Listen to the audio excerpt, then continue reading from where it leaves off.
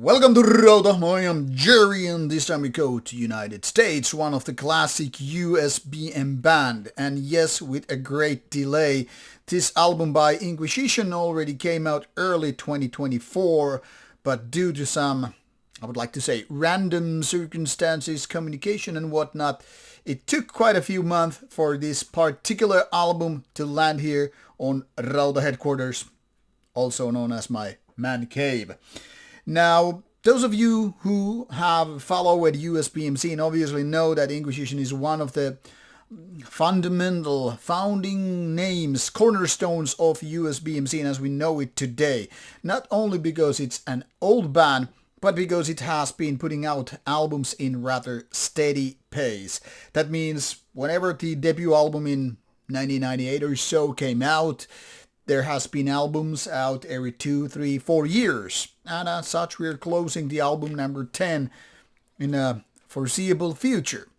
However, before Inquisition was known as the USBM band, what is it known as today, we need to understand that it kind of started early on, or made the first footprint, if you want to call it that, already in Colombia. Late 80s, early 90s. Well, it depends how you consider the first few steps taken. But Inquisition, as we know it nowadays, has always been known as the American band, no matter how much certain Colombian people want to take it as their own and all that stuff, because the man behind the band is American who just used to live in Colombia. This is all something that we went through a couple of years ago during my Inquisition interview done at Steelfest 2022.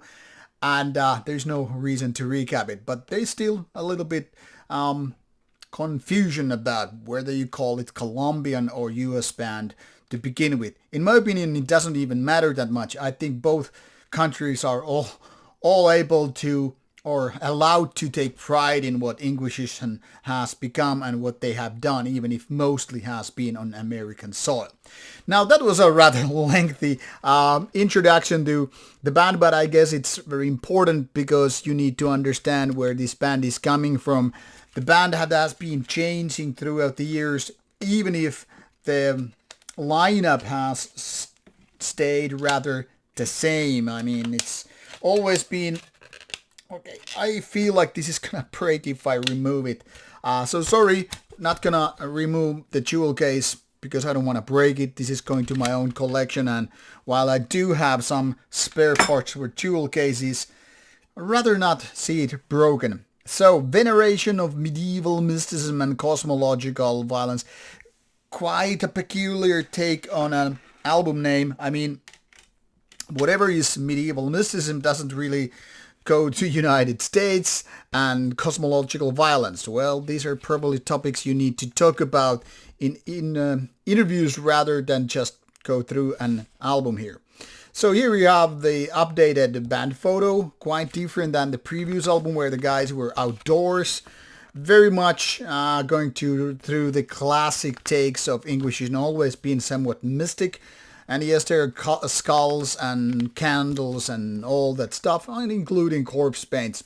So, yeah, Inquisition hasn't really changed. But here we have 3 members in the band in a given picture. Now, a lot of people still consider this 2-man band, and whatever the status is over the years, well, changes are sometimes in place, and sometimes people come and go. Anyhow, quite a thick booklet, and thanks to Agonia Records for sending me this for review when I requested it earlier this summer. It took quite some time, but it is what it is. Now let's head for the band's Metal Archive site while I'll give you a little bit more information about the band and also the phases and of course talking about the new album. So, like I said, the band was started already in the late 80s under a different name, and it took quite a few years, 2 EPs and whatnot, the band to finally step into the era of albums. And of course, the band as such changed its styles. Now, I'm not sure which year it was, probably early 2000s, could be late 90s, but I think it was something around the second album, 2002, whatever, when Inquisition actually came to Finland, play their first show, and while it was interesting, quite hypnotic and all, I remember I wasn't a big fan of the style. because the riffs were too much the same and the vocal patterns were not that interesting to me. I mean, we went through this in the interview and all, and I mentioned that along the lines, in my opinion, Inquisition started to pick up the style and the quality and all that stuff, and now 9 albums later, it's almost like a different animal at this point. Now 2024 is the year for Veneration, and this has quite a lengthy amount of albums. I mean, there's plenty of songs, 13 songs, 44, almost 45 minutes of black metal. And it's an interesting take, really, because there are parts where it kind of goes very, very classic ones. You know, the kind of a 1990s black metal, which is something like very kind of a classic if you think about it. Then again, there are parts where it's almost like getting to some kind of a later era Bathory or Immortal thing, going epic and all that stuff, even with some Western takes. It's pretty versatile an album, and in my opinion, very, very good. Obviously, the production values is very good, and the vocals, they are so much better than earlier in the career, reminding me once again of Immortal or Abbath in this case. Overall, I would say this is one of the best Inquisition albums so far. Very good, very well balanced, and going to be one of my favorite albums in 2024.